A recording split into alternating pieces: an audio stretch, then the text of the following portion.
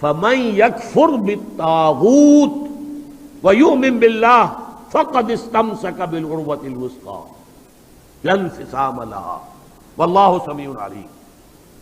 تو جو شخص بھی طاغوت کا کفر کرے گا، انکار کرے گا، طاغوت کے خلاف بغاوت کرے گا اور ایمان لائے گا اللہ پر، یہ اہم ترین مقام ہے اس اعتبار سے کہ جیسے میں نے اس سے پہلے بھی دیکھا لا الہ الا ہو، لا الہ پہلے ہے، الا ہو بعد میں آتا ہے، نفی اس بات۔ اسی لیے بعض جو ہمارے سلسلے تصوف کے ہیں اس میں جو ذکر ہوتا ہے لا الہ الا اللہ، اسے نفی اس بات کا ذکر کہتے ہیں، لا الہ الا اللہ، الا پر وہ ضرب لگاتے ہیں قلب کے اوپر، جس سے ایک خاص قسم کی کیفیت پیدا ہوتی ہے، ایک نفسیاتی کیفیت حاصل ہوتی ہے۔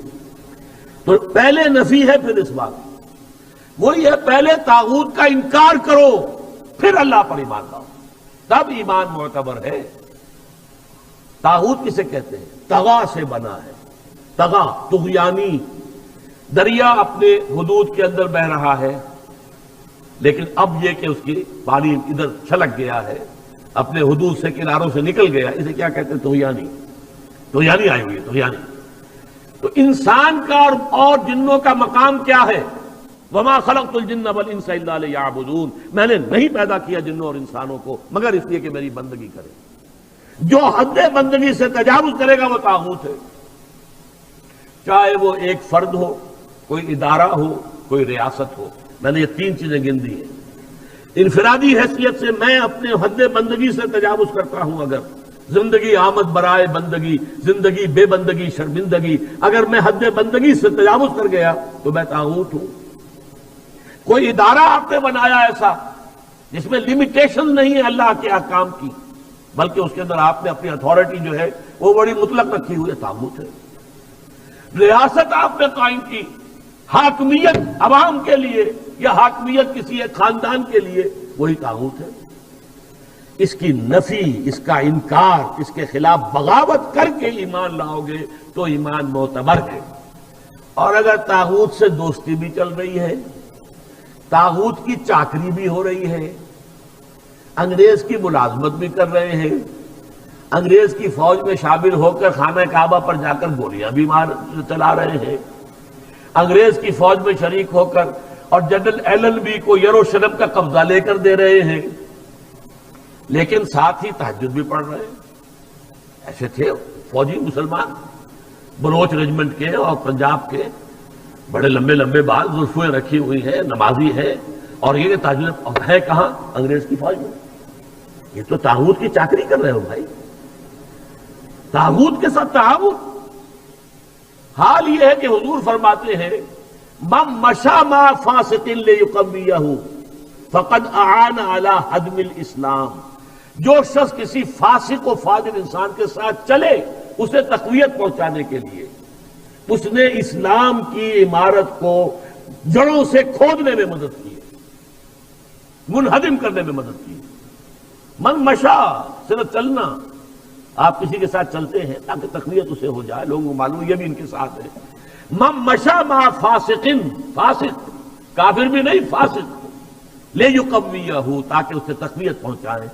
فقد اعان علی ہدم الاسلام، اسلام کی عمارت کو جڑوں سے کھود کر گرانے میں مدد کی۔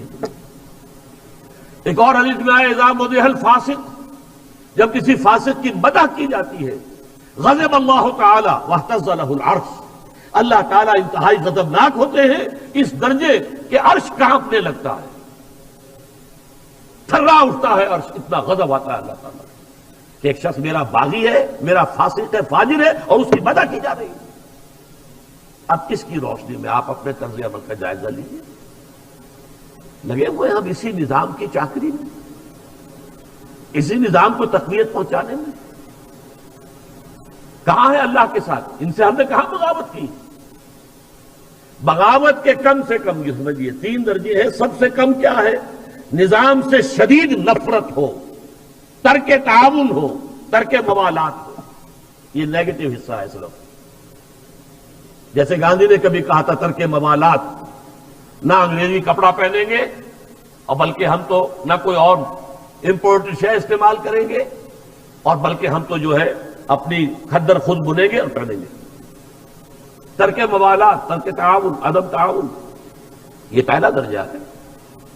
طاغوت کے ساتھ موالات نہ ہو، دوستی نہ ہو، چاکری نہ ہو، محبت نہ ہو، بلکہ ترک تعاون، ترک موالات اور دل میں شدید نفرت۔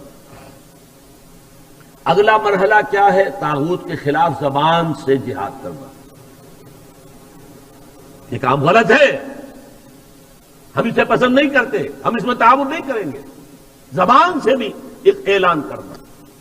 اور آخری مرحلہ ہے سب سے اونچا، طاقت کے ساتھ اس طاغوت کو ملیا میٹ کر کے حق کا نظام قائم کرنے کی جدوجہد۔ واللہ سمیع علیم، اللہ تعالیٰ سب کچھ سننے والا، سب کچھ جاننے والا ہے۔